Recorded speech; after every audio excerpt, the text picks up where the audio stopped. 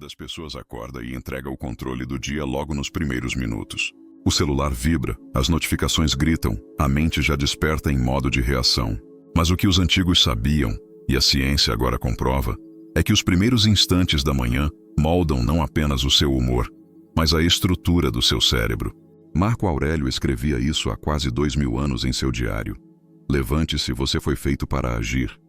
E hoje, a neurociência chama isso de neuroplasticidade matinal. Existe um poder silencioso no jeito como você começa o dia. Enquanto o mundo corre para fora, os sábios aprendem a olhar para dentro. Eles não esperam a motivação aparecer. Eles a constroem. Não buscam um dia fácil, buscam uma mente inabalável. É nesse contraste entre o caos moderno e a calma intencional que nasce a verdadeira força. Essas 10 declarações não são frases bonitas para repetir no espelho. São âncoras mentais, ferramentas práticas para alinhar filosofia e biologia, mente e ação. Cada uma delas é um treino de consciência, um lembrete de que o controle do seu dia não está lá fora, mas dentro de você. E talvez a grande polêmica seja essa. Não é o mundo que decide como o seu dia será, é você. E quando essa ficha cai, as manhãs deixam de ser rotina e se tornam rituais. Entre Marco Aurélio e a ciência do amanhecer.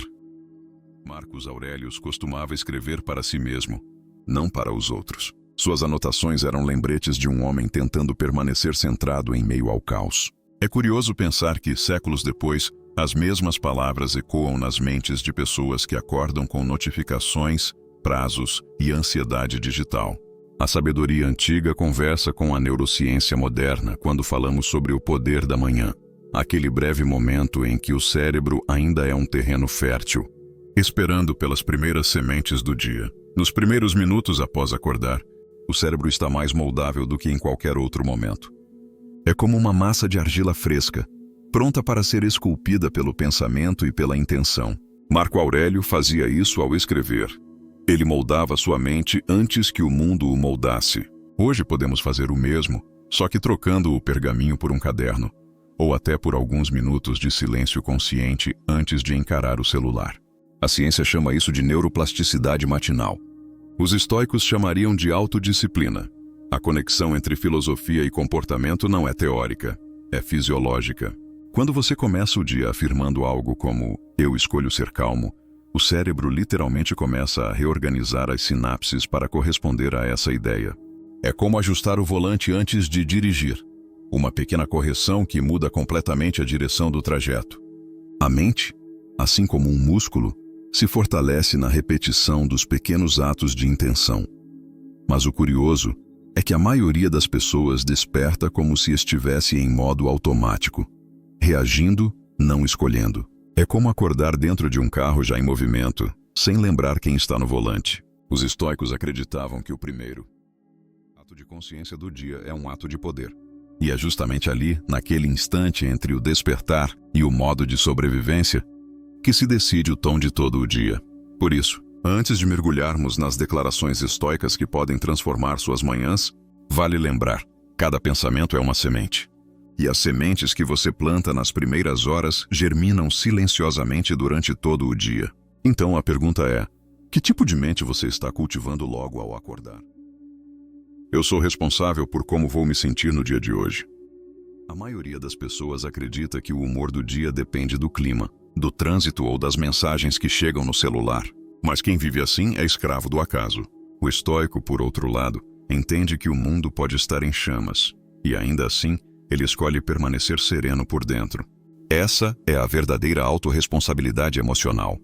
O poder de decidir o clima interno, mesmo quando o externo é caótico. Viktor Frankl, prisioneiro em campos de concentração, descobriu que mesmo quando tudo lhe era tirado, ainda restava algo inviolável: a liberdade de escolher sua atitude. Parece simples, mas não é, porque assumir responsabilidade sobre como o dia se sente exige coragem. É mais fácil culpar o chefe, o governo ou a sorte. Porém, o poder começa quando alguém olha no espelho pela manhã e diz: "Hoje eu sou o responsável por como me sinto." Não se trata de negar a dor, e sim de não entregar a chave do seu bem-estar nas mãos do mundo. A partir desse momento, cada reação vira uma escolha consciente. Há uma diferença enorme entre reagir e responder. Reagir é como um reflexo. Alguém te corta no trânsito e você explode. Responder é escolher o tom, o ritmo, a consciência. É como se existisse um botão de pausa interna que te permite observar o que sente antes de agir. E essa pausa, por mais breve que seja, é o espaço onde nasce a liberdade. Frankl dizia que entre o estímulo e a resposta existe um espaço, e nesse espaço está o seu poder. Você pode aplicar isso de forma prática. Quando algo te irritar hoje, respire fundo e repita mentalmente: eu sou responsável por como esse momento vai se sentir. Faça o teste. Observe o que acontece quando você assume o controle do próprio estado emocional. É como se o dia mudasse de cor, como se a bússola voltasse a apontar para dentro e não para fora. No fundo, a verdadeira prisão não está nas paredes que nos cercam, mas na crença de que o mundo precisa mudar para que possamos ter paz. A liberdade começa quando você percebe que ninguém pode controlar o seu clima interno, a não ser você mesmo. E é exatamente sobre essa liberdade que o próximo princípio vai te ensinar a proteger: a fortaleza da mente. Nada pode tirar minha paz sem a minha permissão. Há uma imagem poderosa no estoicismo: a mente como uma fortaleza. Dentro dela você é o guardião. Ninguém entra sem ser convidado. O problema é que, no mundo moderno, deixamos o portão aberto o tempo todo. Comentários nas redes, notícias, opiniões alheias, todos entram e fazem bagunça lá dentro. Marco Aurélio escreveu: se você é perturbado por algo externo, não é isso que te afeta, mas o julgamento que você faz sobre isso. Em outras palavras, o problema não está no mundo, mas na forma como o deixamos nos invadir. Pense nisso como segurança emocional. Assim como você não permitiria que um estranho entrasse em sua casa sem bater à porta, também não deveria permitir que qualquer situação invadisse sua mente sem filtro. Criar limites não é isolamento. É sabedoria. Significa escolher o que merece sua energia. Quando alguém te provoca, você tem duas opções: reagir como um espelho, devolvendo o ataque, ou responder como uma muralha, que observa sem se abalar. A neurociência comprova o que os estoicos já sabiam. Quando você mantém o controle sobre sua resposta emocional, o córtex pré-frontal, região do raciocínio, assume o comando no lugar da amígdala, responsável pela reatividade. Ou seja, ao escolher não reagir, você literalmente muda o funcionamento do seu cérebro.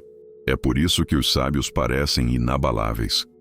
Eles treinaram a mente para não ceder o trono ao caos. Experimente um pequeno exercício. Toda vez que algo tentar tirar sua paz, imagine um portão se fechando lentamente. Respire fundo e diga a si mesmo: isso não entra sem minha permissão. Com o tempo, essa prática se torna automática, e o mundo pode gritar lá fora que dentro de você haverá silêncio. É como estar no olho do furacão e ainda assim sentir calma. A verdadeira força não está em dominar os outros, mas em dominar o próprio território interno.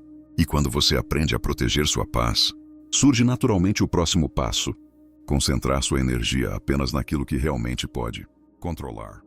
Hoje vou focar apenas no que posso controlar. A sabedoria começa quando distinguimos o que depende de nós do que não depende. É simples, mas brutalmente libertador. A maioria das pessoas gasta energia tentando controlar o incontrolável: o comportamento dos outros, o passado, o futuro, as circunstâncias. E quanto mais tenta, mais se frustra. O estoico entende que há um limite invisível entre o que pode ser feito e o que precisa ser aceito. E quando ele se move dentro desse limite, encontra paz. Pense no seu dia como 3 círculos concêntricos. O primeiro é o círculo do controle: suas ações, palavras, escolhas. O segundo é o círculo da influência: pessoas próximas, situações que você pode afetar, mas não decidir. E o terceiro é o círculo da preocupação: tudo aquilo que está fora do seu alcance. O erro está em gastar tempo demais no terceiro círculo. Quanto mais você vive fora do controle, mais fraco se torna o seu poder interno. Na prática, isso significa redirecionar o foco. Em vez de se preocupar com o que o outro pensa de você, preocupe-se em agir com integridade. Em vez de se estressar com o trânsito, use o tempo para ouvir um audiobook ou refletir. O segredo não é mudar o mundo, é mudar onde você coloca o seu foco. E a neurociência confirma: o cérebro reforça tudo o que você alimenta com atenção. Focar no que escapa das suas mãos é como regar ervas daninhas. Você as faz crescer. Há uma serenidade silenciosa que surge quando aceitamos o que não podemos controlar. É o mesmo tipo de tranquilidade que os monges treinam durante anos para alcançar. mas que qualquer pessoa pode experimentar quando diz: "Isso não está nas minhas mãos", então não levará minha paz. É uma libertação instantânea. Você sente o peso caindo dos ombros e percebe que, na verdade, nunca foi o mundo que te cansava. Era a tentativa de controlar o incontrolável. E é justamente aí que muitos tropeçam. Confundem o resultado com o valor pessoal. Quando algo não sai como o planejado, acreditam que fracassaram como seres humanos. No próximo princípio, vamos entender por que seu valor não depende dos resultados que o mundo te devolve. E como essa mudança de perspectiva pode redefinir toda a sua identidade. Meu valor não é medido pelos resultados de hoje. Vivemos em uma era onde o valor de alguém parece caber em números, curtidas, seguidores, lucros, metas. Mas os estoicos já alertavam: confundir o que você tem com o que você é o caminho mais rápido para o vazio. Sêneca foi exilado injustamente de Roma. Perdeu poder, prestígio, status. Ainda assim, manteve sua dignidade e serenidade. Porque o valor real não se mede pelo que se conquista, mas pelo que se mantém quando tudo é tirado. O ouro continua sendo ouro, mesmo coberto de lama. Essa é a armadilha moderna.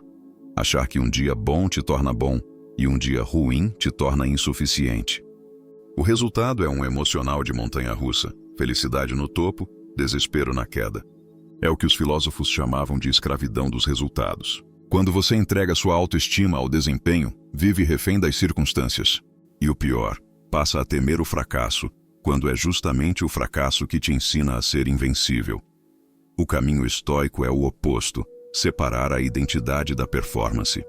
Você não é suas vitórias nem seus fracassos. Você é aquele que age com virtude, independentemente do resultado. Isso muda tudo. Imagine o alívio de acordar e saber que, mesmo que nada saia como planejado, o seu valor permanece intacto. É como construir uma casa sobre rocha em vez de areia. A tempestade pode vir, mas a estrutura fica de pé. De forma prática, isso significa redefinir o que você chama de sucesso. Não pergunte: deu certo? Pergunte: agir assim me fez crescer como pessoa? O verdadeiro sucesso é interno. É dormir em paz com suas ações mesmo quando o mundo não aplaude. É olhar no espelho e reconhecer a integridade, não o status. Quando você vive dessa forma, o mundo perde o poder de te medir. E quando você já não se define por resultados, algo muda silenciosamente. A energia antes gasta em ansiedade se transforma em movimento. A dúvida vira ação.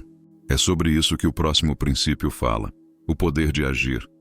E não apenas de querer. Eu agirei. Não apenas pretendo agir. O mundo está cheio de boas intenções e vazio de ação. A lacuna entre o que as pessoas dizem que vão fazer e o que realmente fazem é o cemitério dos sonhos. Marco Aurélio escrevia todas as manhãs: levante-se, você foi feito para agir. Ele sabia que pensamento sem movimento é só ilusão de progresso. Quantas ideias brilhantes já morreram na cabeça de alguém porque nunca foram colocadas em prática? A diferença entre o que se sonha e o que se realiza está em uma palavra: ação.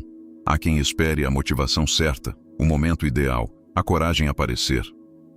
Mas o segredo é justamente o contrário. A motivação nasce depois da ação. O cérebro humano libera dopamina quando você inicia algo, não quando apenas pensa sobre isso. Ou seja, o ato de começar é o gatilho químico da própria força de vontade.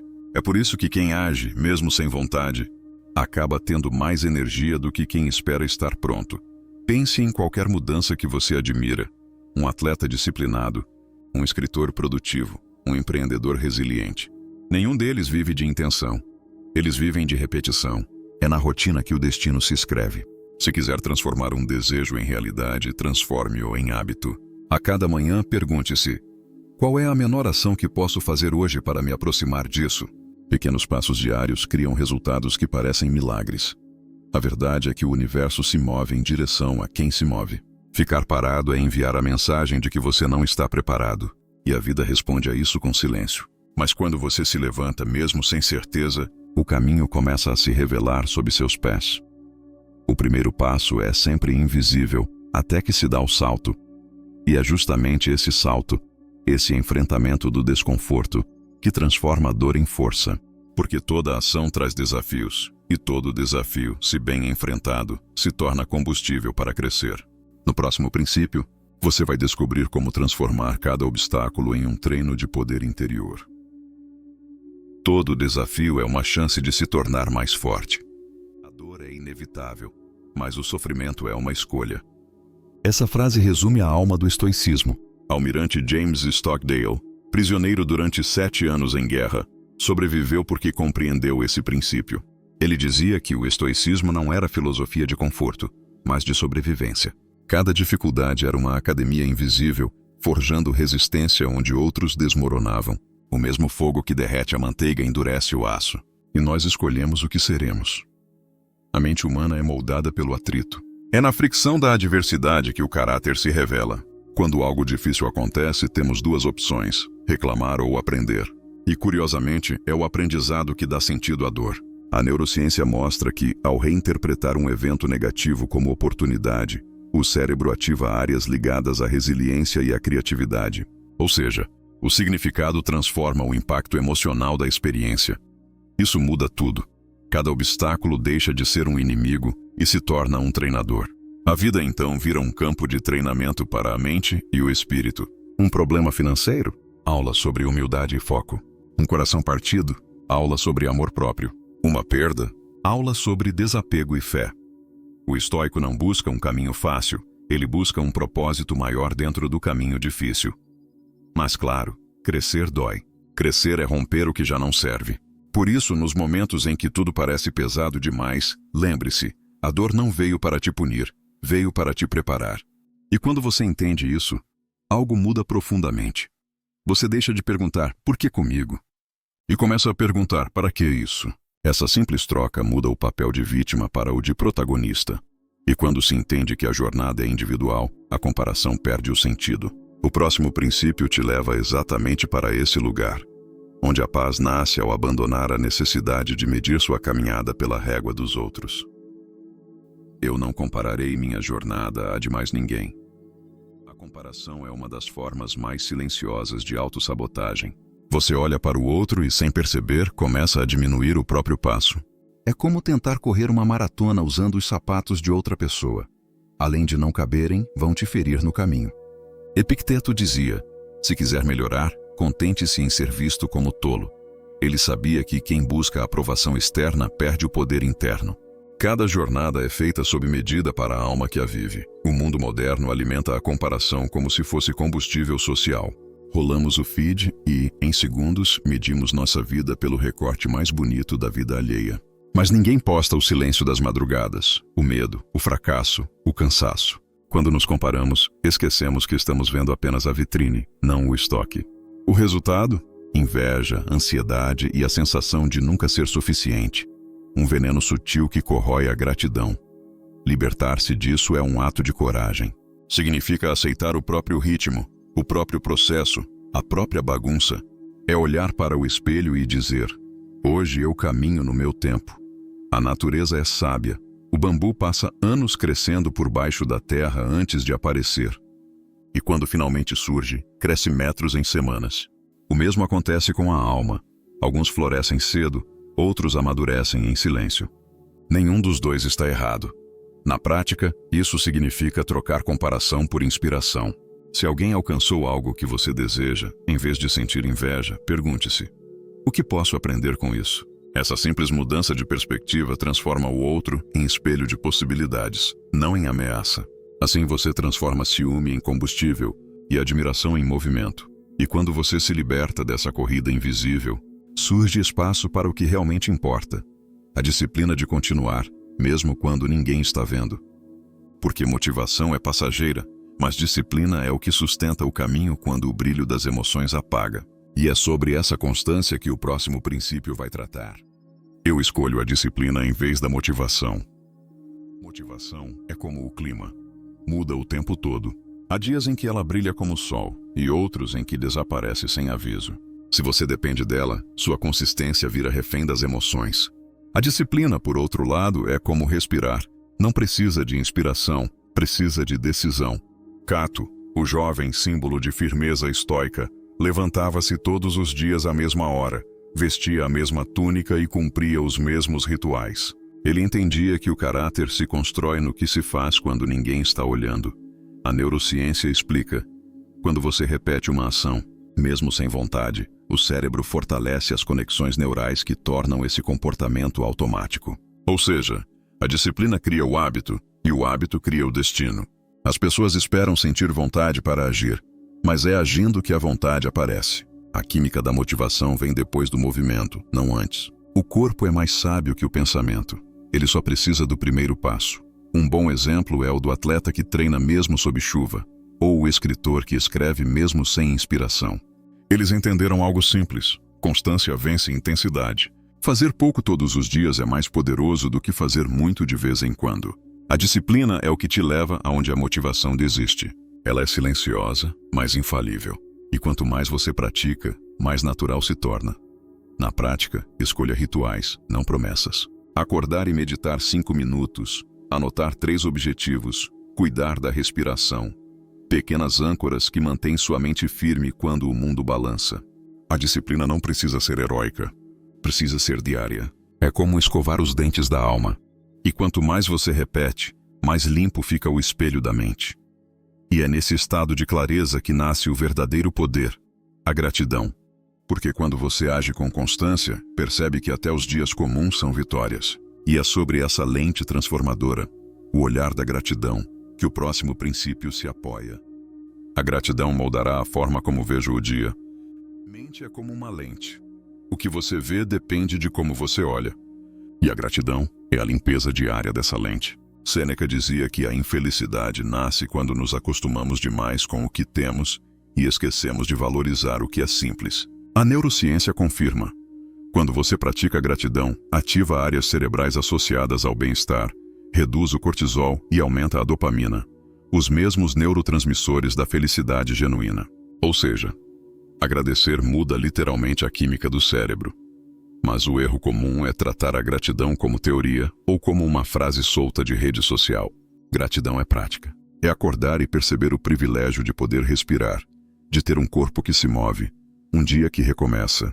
É olhar para o café quente e lembrar que há pessoas que dariam tudo por aquele momento banal.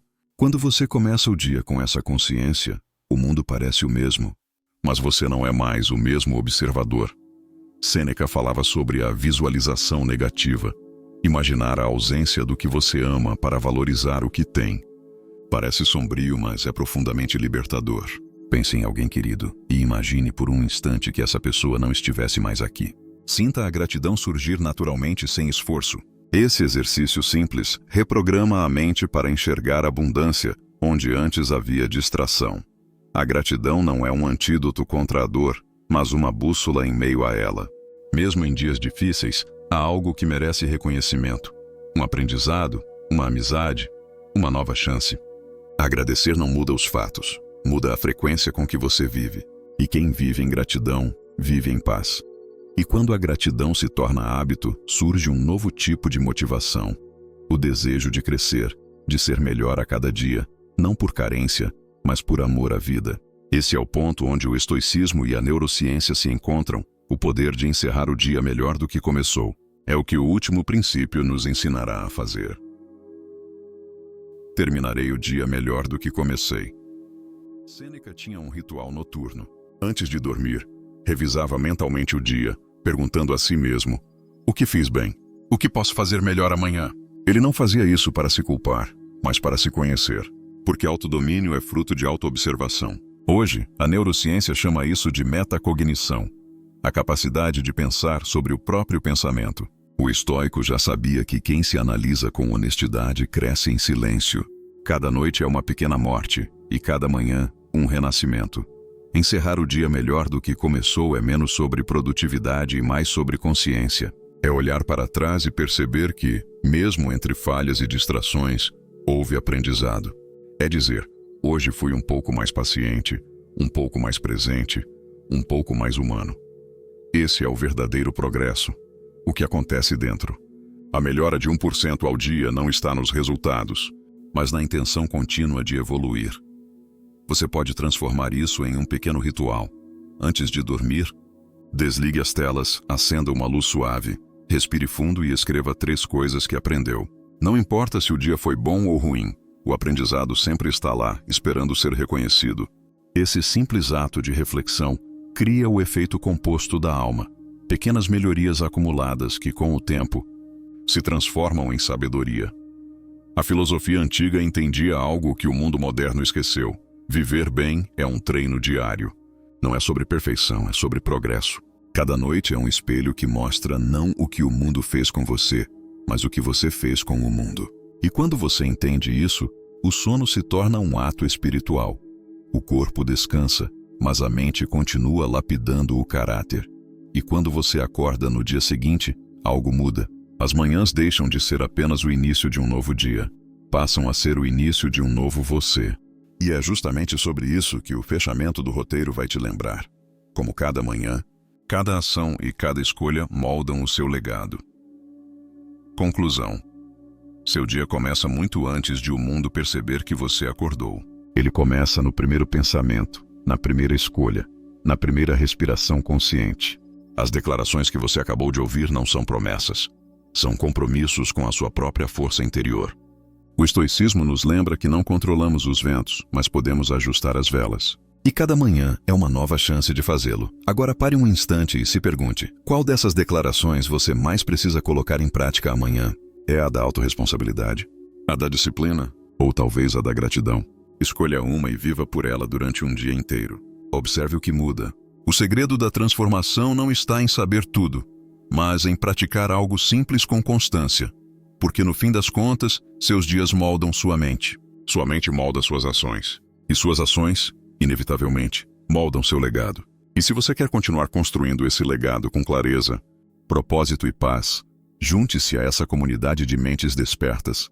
Inscreva-se no canal, ative as notificações e compartilhe esse vídeo com alguém que precise lembrar que o poder de mudar a vida começa na primeira hora da manhã.